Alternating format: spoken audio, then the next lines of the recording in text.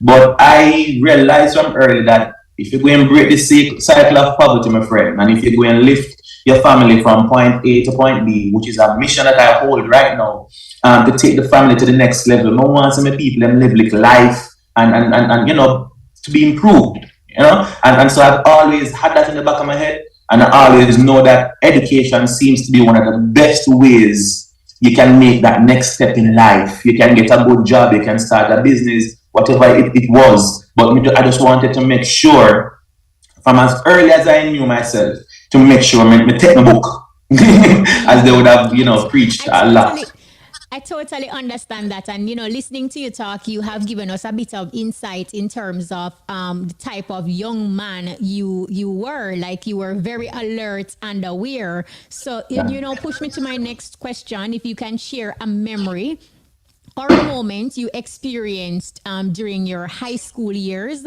that has impacted your life positively. Whoa, I have in my high school life. So high school was such a rich experience for me. So I've relocated now. I'm just giving you a backstory because it's a journey, yeah. So I would have been the only male that would have passed for a town school in my primary school. And if you know nothing about passing to a town school if you come from country, is a big deal. Where granny pray and give thanks and thank you Jesus and all of that Mm. pot cover knock and everything. So big excitement. I would have passed for Excelsior High School at the time. Turned out eventually I was the head boy and valedictorian for my year group at Excelsior. When I finished there, I would have gone to Woolman's Boys for sixth form, where I was eventually named a deputy head boy. So Age Animo to Age Kwadagis. One of the most pivotal moments in my life and development though, because my parents and family didn't have it to, I'd say, properly financially send me through school and the dreams and ambitions that I had. So understand why I tend to pay back so much and why philanthropy and social impact is so important to me. I remember getting my first scholarship in high school from the donor family. This is a family that sent about 7 or 9 of their children through Excelsior High School.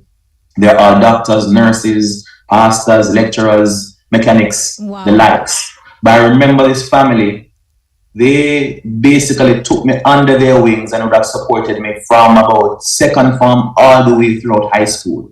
And one particular moment is when I got the first scholarship from them, which I think valued at around $30,000, a big deal at the time.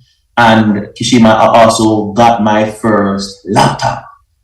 Wow. Now, when we bring on this thing, Kishima, I not even know if you turn it on. When we Mm-hmm. finally figure it out, me say, but hold on, a TV this?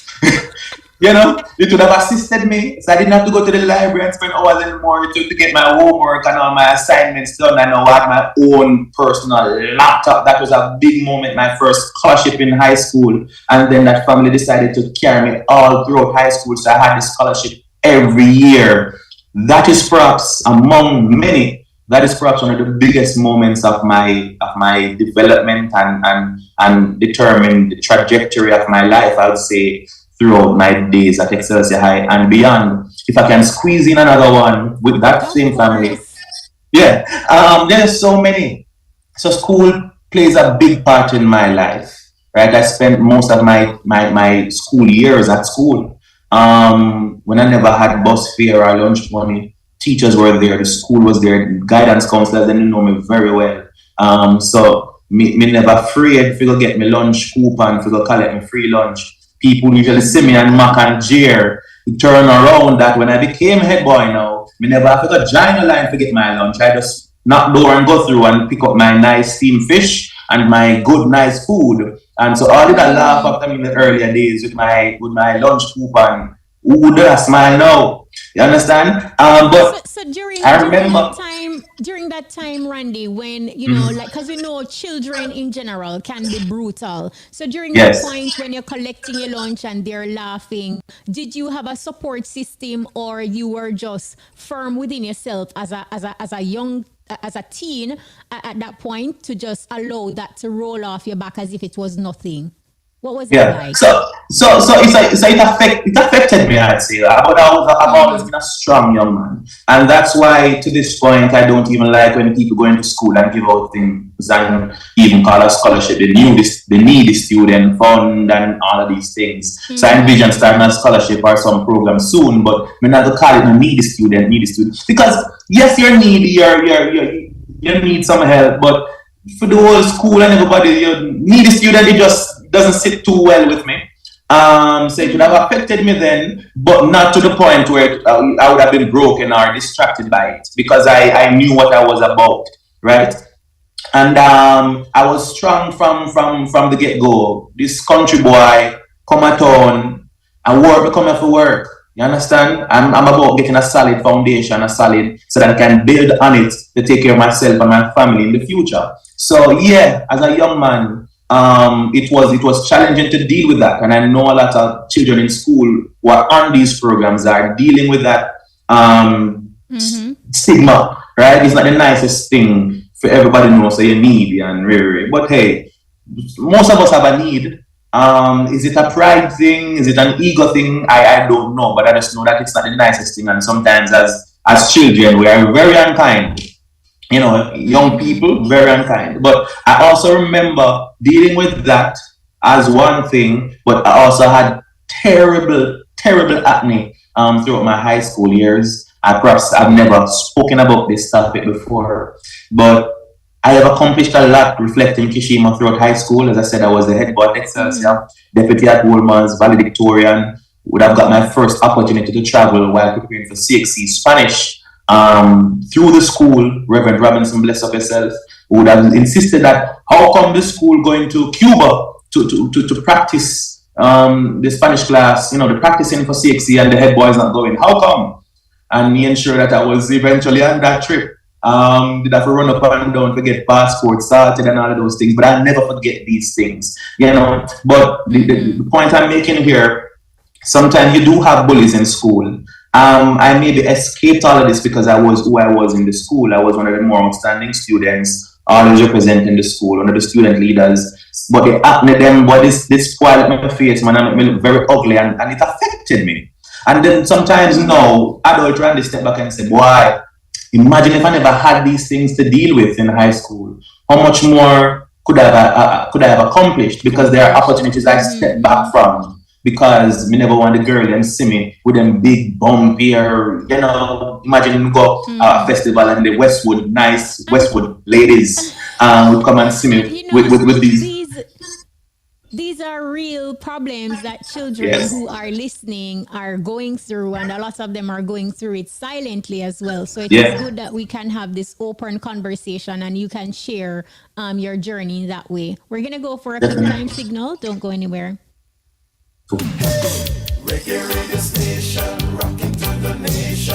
The time on IRIFM is It is now 12:46. So Randy, we saw that, high school years, it was very exciting.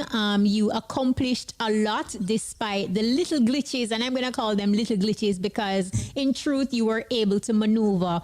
Um, while at the University of the West Indies, Mona, what did you study? And at that point, did you have a clear idea in terms of the path you wanted to take? No, actually, when I started university, I was at crossroads. I think I was allowed too much responsibility over what um, I did or would have been doing in my life and career at that time. But that's because, hey, I was the first one from the community who was getting to this level of making this step to university. You understand? So who to turn to in the community? There was nobody pretty much. And I don't think I sought some advice, but I'm coaching it this way because I would have studied sciences, biophysics, chemistry, Spanish and French in high school in CXC, plus the usual maths, English, and literature. So I was always a science student in high school, and I did sciences because I thought, all right, with the sciences, it's easier to transfer or jump over to any other field in life when I get to university Mm-hmm. or whatever. So got through to university actually for applied sciences, but I had a rough 2 years in terms of the sciences in sixth form. And so when I thought about it, do I want to be in labs and doing all of these lab work and how am I going to perform? Can I manage it? I literally basically switched from pre and applied sciences to social sciences at University of the West Indies, where I started, I did a degree in sociology and a lot of electives in cultural and entertainment management as well as psychology. So that's what I would have started out the journey at university, seeking to accomplish.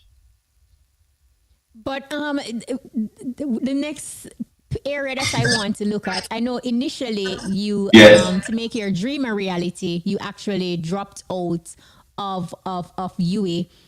In the moment, did you have any doubts, especially with all the persons during primary and high school, all the teachers, all the families, everybody who would have rallied around you to ensure that you get the education that you deserve? Yeah. Did you have any Uh, resistance? I mean, any doubts in terms of the decision you're making, and was your family supportive of you pulling out of school to chase this dream? Well, the actual story is, I've been blessed with good support in my corner right throughout. I remember when I was starting UA, I didn't have the funding to get it done. Again, I've been supported by teachers and guidance counselors all throughout my school journey who would have chipped in with a substantial part in my first year of university as well. The rest of it, I funded through my dub poetry endeavors or doing benefit performances of theatre productions from Aston Cook or Basil Dawkins. That's so I was very enterprising from day one. I've been performing since high school using my dub poetry to fund my additional needs. In fact, Wow. since eighth grade in summer in high school, I worked all throughout high school in the summer at Kingston Bookshop and thank them for providing that wonderful opportunity. Someone could have chip in to take care of my little needs and thing, help out with the back to school needs. Essentially, I was allowed. I was a big little youth, so I made a lot of the decisions on my own, and never really some things I never really shared with others, and I just made decisions as I went along. So the university story is, I made it through.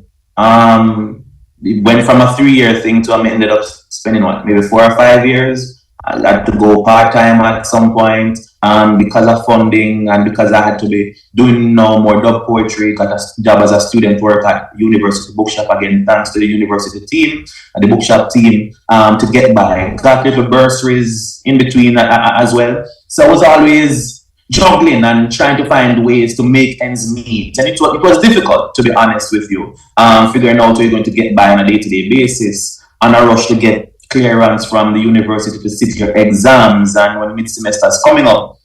After doing all of that, the long story short is I I literally should have completed my program in Okishima. What happened, and I haven't spoken in detail about it publicly because I'm an ambassador at the university. So what happened is actually my final, or should have been my final course, but the grade from the exam for my final course just could not be found, and several back and forth with the school administration weren't getting anywhere, right? And so where I was left is that it seemed as though I would need to go and do go back that course. Never had the money to go do that at that time. But then right when that was happening, Brescia was being born. And so Brescia is new now and taking off that summer. But we started it right in the midst of back to school. I got in full entrepreneurship mode and so I forgot about that. Ended up putting it off. So literally, I was one course away from having my From degree completion. Mm-hmm. from completion. So technically, I'm a university dropout. I've never used the term in that kind of a way, but that's what it is. I've Mm-hmm. graduated. I don't have a university degree officially, but that's the situation. It's what it is. Maybe I should go back and talk to the university to try and get that started now. And my friends and family encouraging me to go and do the course, man, To and be just get it honest. over with. And perhaps I'll go back and do it if that's what it boils down to, because a lot of persons would have invested in my education and invested in that Mm-hmm. journey as well. Perhaps it would be for myself, but maybe even so more so for those persons who love me and would have really wanted to see me being successful and to get that accomplishment as a reflection of that journey. You understand? It's not to say that I've, yeah, go ahead. You're still successful with what you're able to accomplish, because we're gonna get into the breche, the heart of Yeah. things. But hearing you speak now, it would appear like dub poetry was just something to make ends meet. How did that happen? Did you have a passion for poetry, or it was just something that you did to make additional funds? Yeah, so great question actually. As I started performing at Excelsior High School, I remember clearly doing cultural engagements and performances from actually primary school.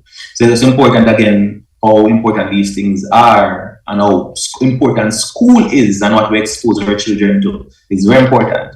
But I remember in second or third form at Excelsior High School, I did my first dub poetry performance or dramatic piece, and the school and the teachers just didn't allow me to stop performing since then. I was performing initially with my good brethren from high school. I was head boy, eventually was deputy, Joseph Collington, right? So Progressive Youth was originally written by him. The breadfruit piece, which I've been doing since 2004, well, I've adopted, but was originally written by Alison Beard, who's was a vice principal at Excelsior High School. We did it at an inter-house competition where we had to make, different dishes from the breadfruit. We had to come up with a piece, and I was a performer for that piece. And now I'm known as Mr. Breadfruit and Brescia. I started there, but to your question, dub poetry and performing arts for me is not just about, a hustler making a dollar. I coined the term creative activist deliberately because for me, creativity was a means of getting messages across. I realized in high school that young people never into the bag of long talking. So I started to use the dub poetry. That's how it all started. So for me, it's a vehicle to empower, it's a vehicle to entertain, yes, but it's a vehicle to entertain change. It's a vehicle to represent social causes and to activate social change. So that's what dub poetry is and was for me. Thus the term creative activism. Don't know if you remember the fire that happened with the girls at Armadale at the juvenile facility. Right. So I was at the forefront of that activism, right? Keeping the memories of these young girls alive and advocating and doing different workshop and different programs. I remember doing a retreat for some of the survivors as well, and we would have feted them, brought in a busload of them to Bona Oasis where we had performances, we had therapists there, we had food. We just allowed them in a nice environment to reconnect with each other, to chart paths forward. And that's what I love, how we can use our creativity and our talents to impact and to make change. And so that's what dub poetry is for me. When I talk about Brother Muta and yeah, man. I mean, when I talk about the genesis of dub poetry as a voice for the people, we just kind of put our own spin on it and to use it as an empowerment tool. Young people, as I said, never into the bag of long talking, so we just use creativity. It's what we have. It's our gift as a people, And if we're not using the creativity to connect with young people, we're gonna lose them. Right? So that's what it has been for me throughout the years. Thus the term creative activism, right? So it's been more than just making a dollar. I've been able to travel to over 15 countries or more, Kishima, because of the poetry. I've been to South Africa, Zambia, for a performing arts festival, different places in the UK, Canada, Toronto, across the Caribbean. So it's because of this talent, it's because of the dub poetry, doing workshops on our language and dub poetry, performing the dub poetry. It has taken me across the world, and of course you get paid to do these engagements. And before, even though we're not there yet, before starting brushing, this is what I did full time: corporate events, product launches, conferences, you name it. Partnership with UNICEF and all these other agencies, you name it. That's what I would have been doing full time. I basically put Wow. all of that on pause since I started Brescia, but hope to get back on stage fully next year. All right, it is sounding fantastic. On that note, we're going to take a break. When we come back from the break and cash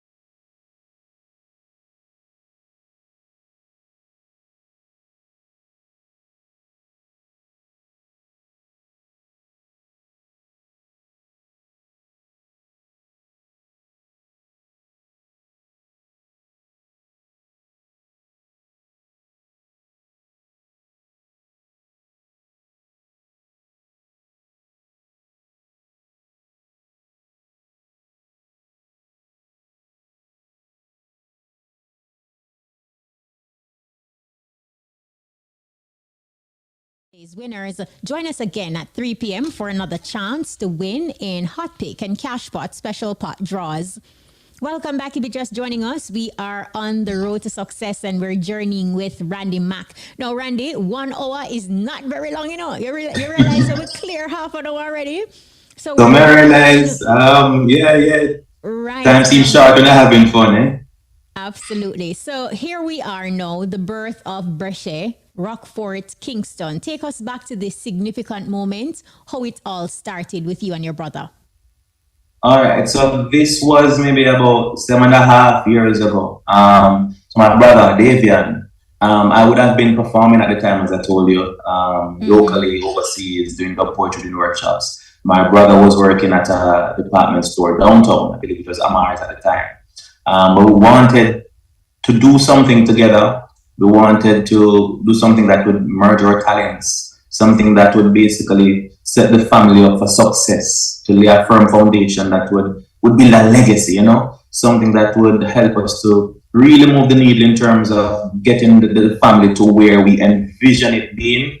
And so we decided, after looking at the market, we saw where people were making things in Jamaica, sewing products, but there wasn't anybody making bags. There wasn't a bag brand. There wasn't a bag brand that's well known in Jamaica or in the Caribbean for that matter. All of the bags that we were wearing to go to school, to go to work, to travel with, they were all being made overseas and being brought in. So we saw a huge opportunity for import substitution and to really build a brand locally with a global appeal. You know, we have our culture, our athletes are known, but there's no tangible product at the scale of regular music, for instance, that's moving with the culture, right? And so we saw that opportunity. My brother is self-taught. Again, I don't make the bags personally. I would have started by doing everything else outside of making the bags. And so he would have practiced on an old domestic machine that we had on the veranda in East Kingston and in Rockfort. Spent a few months doing that, pulling down bags that we could find, whether it be handbags, whether it be backpacks, whatever it was. He would have just pull them down, look at the construction, then figured out some of his own designs and found ways and just practice for several months. When we thought we had something that looked decent enough, I would wear it and I feel good when I have a backpack. My brother just make it. You understand? Remember, I was just finishing up university. Someone would wear it to school and say, "Yo, brother, I want to think about this. Friend, what do you think about this?" You know, kind of informal market research to see what could have improved, what could have changed, to see what had something that people would actually buy. And the mother said, "Brother, the people, let me say this, you know, all right, go back and fix this, sort this out, work on the part here, whatever." When we had something that we're comfortable with now, Kishima, is when I would have used my phone. I remember there was a steel in the wall. Me hang up the bag on the wall, get some shots there, hang it up again on the gate. I got some shots there. There were some blocks around a little garden area. I got some shots there. And I posted those photos to Instagram and Facebook. On that same day, we got our first 3 orders. And what we did to start the company, we said to the customers at the time, we need a 50% deposit. And what we did with those deposits, we go downtown, we bought the material, we bought the thread, we bought the buckles, the zips, the hooks, whatever else would have needed to make those initial products. And I kid you not, that's how the company got started. It's not with a whole heap of money. It's not with no industrial sewing machine. It was an old domestic machine. My brother fixed up and ironed up and practice pan. After that now is when we chump up and spent about $34,000 or so to actually get a used semi-industrial sewing machine, you know, that we would have started now to kick on and to start offering the product to general public, right? So that's how the company started, on the veranda, 2 of us with 1 machine, but a bag of dreams, big dreams. And I remember my friend Vernie could have started now chipping in, because for me, now I have a clue about fabric and material and all these things. Vernie, who is now my wife, my friend from high university days would have chipped in and run with me go downtown to go look fabric. Now these days, you see me in a fabric store. You couldn't tell me years gone by that I would be in a fabric store looking at material and getting excited by different prints and different fabric. No, but life has a way. So that's how we started on that veranda in the middle of back to school. It was about from the ending of July into August. And we were up almost 24 hours in that initial phase for the rest of the year. We would have make tea for my brother, bring him the crackers to keep him up. Again, I can't sew. So me just trim up and cut whatever I need to trim up and cut. I would have been doing everything else in terms of managing the customers, getting the orders in, posting to social media, everything, and providing support in whatever other ways I needed to for him. So that's how the company started. And I know for startups in general, it's usually a struggle, especially when you think about capital. Here it is, you posted shots to Instagram, you got your first 3 sales, but you're just, it's just your brother alone in that moment. Right. What were some of the challenges did you have to say entice investors and get financial support from established organizations to support your startup? Yeah, well, to be honest, at that initial moment for the rest of the year, I mean, we weren't focusing so much on where to turn for capital. We were just bootstrapping. We were just taking the 50% deposit from customers. I remember we had exercise books, writing down customer orders in and scribbling down these things because we're still figuring things out. Trying to understand what the market is, what the market want. When I look back on the full price I would have charged then versus now, I was wondering what we were thinking. It was just not sustainable. But in as we grew, we realized that the commercial banks were not interested in what we were doing at the time because clearly we were too young in terms of the years of the company. And now we realize that if we're not 2 years or more, then that avenue just wasn't available to you for funding. So what we did, I'm a part of the Branson Center of Entrepreneurship. That's actually where I got my grounding in entrepreneurship. That's a center that started here in the Caribbean by Richard Branson and the Virgin Holidays and Virgin Unite group. And so that's where I got my grounding in entrepreneurship, knowing how to put a business plan together, how to do all of that process. I remember us in the early days also applying for this grant from DBJ, the Ignite grant. I would have spent months. Another one of my brethren, Conrad, both of us would have worked on this application to send in to DBJ. So funding wasn't available by the commercial means then and there. And I want to encourage my young people listening or anybody who is interested in starting something. Not feel like you need millions and you need big bucks to start a business. Start where you are. If you're serious about it, you'll find a way. What we decided to do was to be a customer-funded business. People loved what we had from the get-go, and people wanted to support them two young youth here, would they start doing something that could uplift a community or uplift their families. And I thought people bought into that. I was doing a lot of impact work, as I said before, and I think I was able to leverage the support from those initial works as a dub poet, as the creative activist, to get people on board to say, hey, my brother started this, this is what we're doing now. You have children going back to school. How about getting something made in Jamaica, right? That would support our family and can grow and expand. And that's how it started. So we didn't start initially looking for big bucks. We started small and we grew. We progress from there. And something that you said that I really don't want to go over people's heads. Yeah. You did not lean on your own understanding. Like you said that you signed up with the Branson Center of Entrepreneurship because you have a larger vision. So let us now jump to 2017, 2018 when the sales are coming in and you realize, supply have to meet demand. You don't have the space and you're thinking bigger and better. How did that work out for you? And bring us to that defining moment. So by that time now, we would have employed our first, for 1 or 2 persons would have joined the team. Kamali, I know is at the studio listening now. A young lady by the name of Shauna K, if I remember correctly. I think Shauna K came on first in Kamali, you know. But essentially, we were growing and we got an opportunity to leave the veranda because then we would have taken over the people in the entire veranda by now.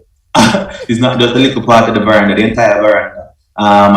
For me, that symbolized growth. But we had an opportunity to move into a bigger space at Alpha Boys Home and South Camp Road, and would have jumped on that opportunity. So for a few months, we operated out of that space.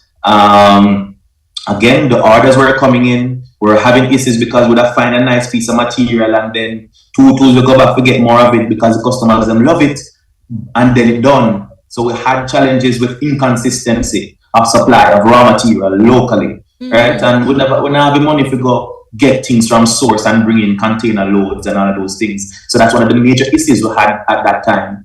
And so yeah, we made a step up, went into this bigger space. In that space, I had a moment on this journey where I remember the monies didn't come in for that particular month, Kishima, because people see this thing called entrepreneurship and think it's all glitz and glamour. It's not an easy road. Many see the glamour and the glitter and think a better rose, right? I remember having to stand in front of my team and say, guys, sorry, but the pay not available this month, because some money on the road and not coming in.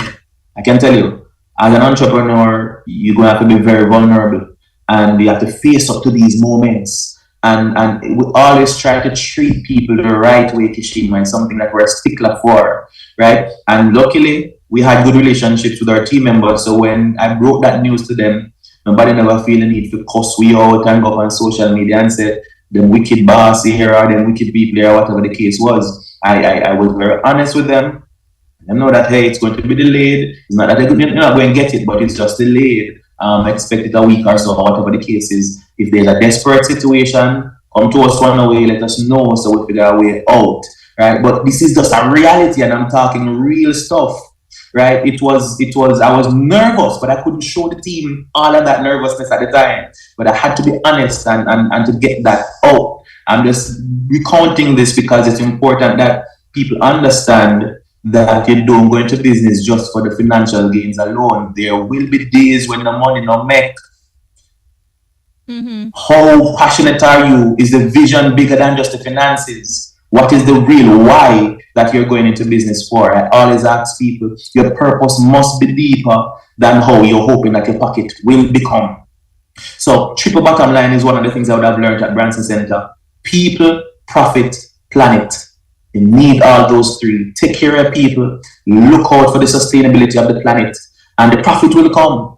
Right? So treat people well, take care of the environment, and the profit will come. Right? So yeah, that's how we made that step. Eventually we had to leave that space because we were growing so rapidly and the operational hours was conflicting with how the space was being operated and stuff. So guess what, Kishima? We had to go back to that same place in Rockford.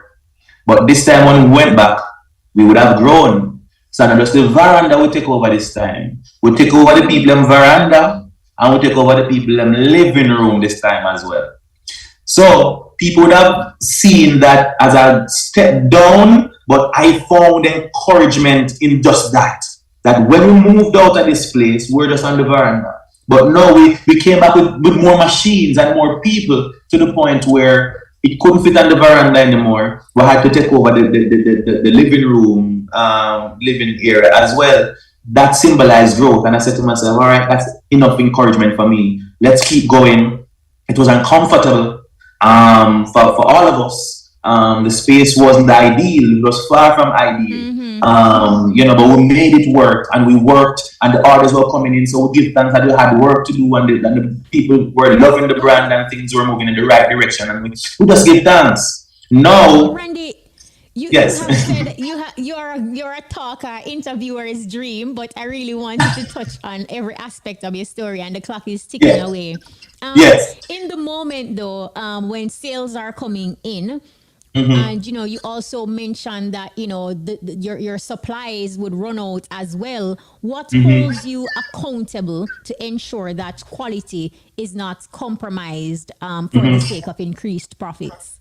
Yeah, oh, very good question. Now we're trying to build a premium to luxury brand, and we are asking people to fork out money into their pocket and support us. We realized, and we've been a stickler from day one of the fact that it's the finishing that makes the product what it is. If the quality of the product not good, then it not make sense, right? Because we have a thing to say sometimes people don't want to support local made because they think the quality is inferior. We wanted to debunk that myth.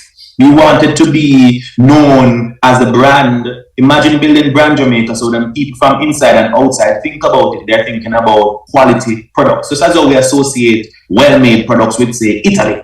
We're not trying to be mass and another version of China, for instance. We don't have the population to do that. So we can compete on price, but we can definitely compete on quality. And so we're very clear on that from day one to this point now, where even if it come at an inconvenience to us and the team, they are listening, we will put it on pause to get it right so that the customer receives the best version of what we're about when they get it. Properly handcrafted, they know that it was made with love and care and attention was taken in terms of producing this product for you. So no matter how big we get, it just means that we have to improve our systems to match up with the pace at which things will go out. We've made mistakes, but so we make the mistakes, and so we put systems in place to try and catch any little thing that would have slipped us before. And another point to this, whenever, because we're not perfect, so whenever things would have gone out with maybe one little loose thread or whatever the case is, people have found it necessary, and I love it that they'll call me or they'll send us an email, they'll reach back out to us and say, hey, this. Can you sort it out for me? I said, hey, sorry for that. This is not our standard, but clearly it missed us. Send it back and we'll get it sorted for you. And that's why we give free repairs to our customers. We repair it or we will replace it. We not ramp with the quality of our products and we not ramp with the customer service. These are things that we've been very big on since day one. Now, purposefully prepared is how you describe the Brescia brand. Talk to us about some of the different products that you offer, because you have a variety of bags, and everybody that follows your social media platform, they will get more than a glimpse.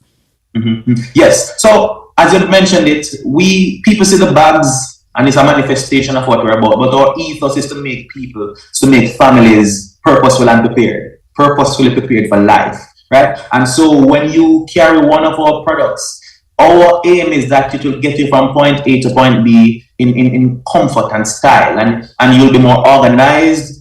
Going to work, you'll know where to find your key, your business card, your laptop, your tablet, your stationary items. So it's how we help you to be more productive, more purposeful, more prepared for travel, for school, to go to the gym, whatever it is. And so right now we've been focusing primarily for the last 3 or so years on our Roast by Brescia collection, which is roast ROAST and by Brescia. Brescia is spelled BRESHEH. You'll find us on Instagram. You can find us at our website as well. We have the executive backpack in that collection. We have the duffel bag. We have a pouch. And since COVID, we started doing masks as well, which we're going like hot bread in the heat of COVID. That's actually one of the ways we stayed alive throughout the COVID season. The wonderful thing is, Kishima, all of these products, you can get them personalized, complement your personalization with your name or initials. If you have a brand or if you have a company, you can also get your logos added to these products. Right, so that's the range of products right now in a nutshell. We are working on more, so stay tuned and be sure to send in those suggestions to us as well. We listen to our customers. That's how one of the ways we collaborate to be great. Now, I must commend you. I like how you use the different ways breadfruit can be prepared to generate your color scheme. For example, Yes. when you roasted by Brescia, you launched your charcoal black, your golden Yes. brown, presuming when the breadfruit is fried, and then you Correct. also have your ashy gray. How important is it to select your team for Brescia, like finding people who understand the brand and also your vision to create a luxury brand that is 100% Jamaican? Now, wonderful question. Now, anybody who goes into business, you'll know that the most important factor that will determine if you grow as a company or not are the people that you work with. And I take this part of entrepreneurship seriously. I am maybe not your best businessman or best whatever, but when it comes on to the experience that people face, or how we treat people, and I take that seriously. And but it's one of the greatest challenges, right? So we've gone through hard trust to get people. We've thrown out general application calls. We've also just used people who we have on our team to say, do you know people who can sew well and want to advance in their careers? That's how we've done it over time. But what we've done is that when we get people into our fold, we try our very best to pay them well, or at least pay them better than the industry is paying. But we now have benefits in place for them as well, because one of our ultimate aims in Kishima is to show people, Jamaica and the world, that people who are making products, people who have the skill of sewing, it's invaluable, right? And so we want to raise the level, the profile of these individuals. We call them at Brescia our dream makers. They come to us with dreams, and they're making the dreams of our clients as well. And they have a life, they have families. And so when they join our team, when they join our family, that's what it's about. And so if it's homework that your children need help with, if it's back to school that they need assistance with, we have these systems in place, and we provide starter kits whenever needed. We really want to get to know our people and provide solutions for them to grow and to improve themselves and to improve their family as well. So we will pay keen attention to this area. We'll have more to do because we always want to improve. But I tell you, we care about the people that we work with because we understand very well that without them, there will be no Brescia, and Brescia cannot grow. As me tell you, me can't sew. It started with myself and my brother, but now we have a team of over 20 of us. That 20 of them that's making the products right now. So guys, you know, listen, love the entire Brescia family. I love you guys. Yes, man. And you know, I also wanted to highlight this. I can't have the interview finished without you shedding some light on the importance of branding and marketing. When we go to the Brescia's platform and we see how you present this brand in a luxurious way, your models that you use, how the photographs are captured, and just the quality. Speak to the importance of this, because sometimes in business, entrepreneurs, when they are under pressure, will compromise certain aspects of the business. That's true. That's true. So how we treat the people is one thing, we don't compromise, and how we tell our stories is another way. And I see it reflected in the marketing. As I tell you, we're trying to build, and we're building a premium to luxury brand, and we know what we're about. A lot of people actually thought and still think that these products were made overseas in Akishima. They thought we were just bringing them in and putting branding on them. They are made right here in the one love island of Jamaica by our dream makers, handcrafted right here, right? So to your point, and I'm losing exactly the question. Branding and marketing. So with all that of that in terms of how we present ourselves on our website and our platforms to this agency, it's Pixel Perfect. Started by my brethren, who I work closely with, Conrad Mackison. IPP. They almost since inception have been a huge part of our journey in terms of the content that we put on our platforms, or we show up. They get it. They get that we are a local company, but we are going for the global appeal. And they get it. We're selective in the models that we use. One of the things we want to do moving forward as well is to actually utilize actual customers more in our approach moving forward. But the brand story, hopefully people get that the experience that you get with wearing one of our products is a premium experience. We want them to see family. We want them to see togetherness. We want them to see friendship. We want them to see purposeful and prepared. We want them to see all of these elements in the marketing. We want them to see that we're a company that really believes in giving back as well, and really means Jamaica well, and want to take this thing to the world, because we can do it. We have the skill here. We have the talent. Why not? Absolutely love it and how you're creating job opportunities. We are literally on the button, and there are two questions I want to squeeze in. The first one is where can we go to get our Brescia bags? Do you have a physical store or is everything online? And do you ship worldwide? So let me start with the last one. We ship internationally. So you can go to www.roastbybrescia.com, and from there you can get your personalized products, and you can order from anywhere in the world, and you can get them shipped anywhere in the world. We have a partnership. We're integrated with DHL, and anywhere DHL sends packages across the entire world, you can get it. So if you're overseas and want to send on Christmas gift to somebody, you can do it. You understand? So roastbybrescia.com, that's our website. Our email is sales@brescia.com. You can call us 890-5910. 890-5910. That's a number to call or WhatsApp us. You can find us on Instagram at Roast by Brescia. And that's Roast, ROASTBY Brescia. BRESHEH. That's our Roast by Brescia collection. We also have another page that's just Brescia by itself. So it's easy to find us. WhatsApp us, call us 890-5910, roastbybrescia.com. My personal page is Randy MAKK, RANDYMAKK. So connect with me as well. Either page you find, I'll be there to answer the questions personally or on the business page. So yeah, looking forward. Let's collaborate to be great. All right, absolutely love it. And finally, Randy, for persons who are listening, have just started their entrepreneurial journey and they're going through the teething stages, that's definitely not for the faint of heart. What advice would you give to those persons, young people, and even older people who have decided that they want to embark on entrepreneurship? How much time I have? See if you can condense it into 2 minutes. All right, cool. That's enough time. Importantly, I say to people, don't think you have to kill off yourself to go this journey. It's a journey. It's a marathon. It's not a sprint. And I say don't kill off yourself because you don't know it all.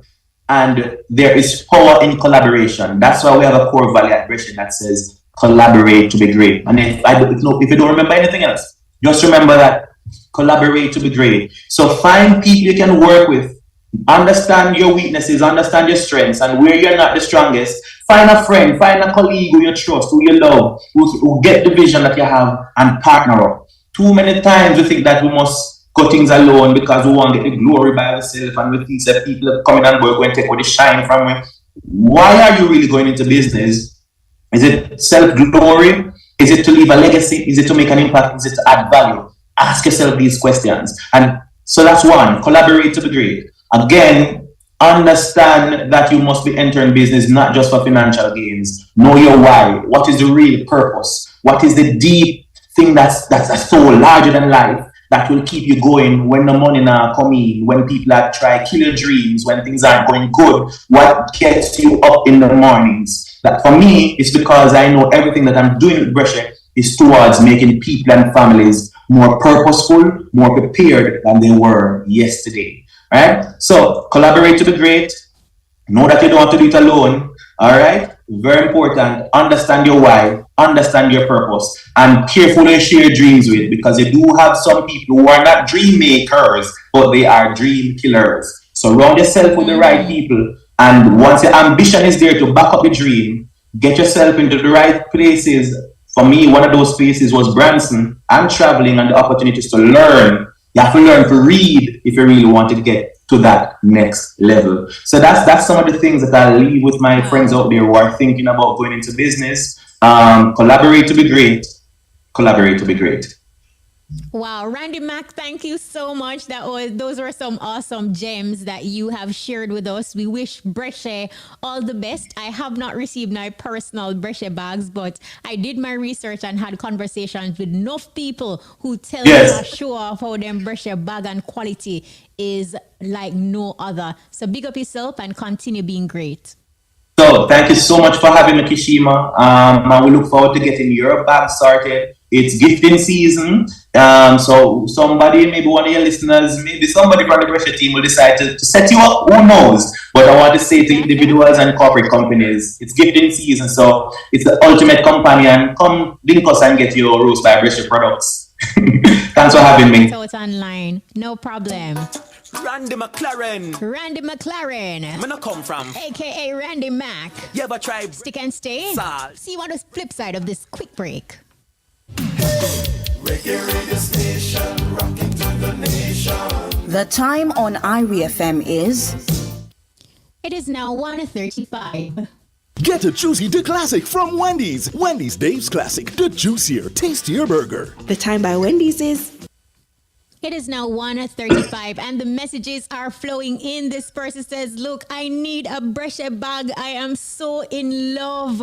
I can't wait to get my hands on one. This person says, bless up to Randy Mack. The man makes some real talk. It's King Tubbies said that, big up from Wakefield, Buxton Town, St. Catherine.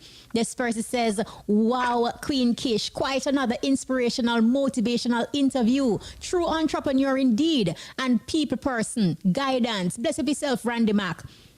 This person says, big up to Randy Mack, it's from Ricardo Portius. This person says, another great interview, Kishima. Well done. This program is very motivating. It's one of my favorite programs on Irie FM, Big up to Randy, Brescia man, #Shangabeng. And big up yourself, Ambleton Ray, who sent that message in just now saying that it was an inspirational, motivational interview. Bigging up Randy Mack. This person says, all him need to do is just get back him documents and him all right with the university. Tell him to sort it out, man, and do him thing. I love him story.